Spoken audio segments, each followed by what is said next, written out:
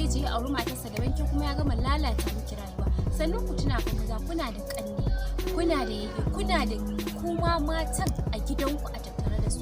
Shin idan aka ce ƙanwarka sai an kwanta da ita za a aure ta, ba za ka ji daɗi ba.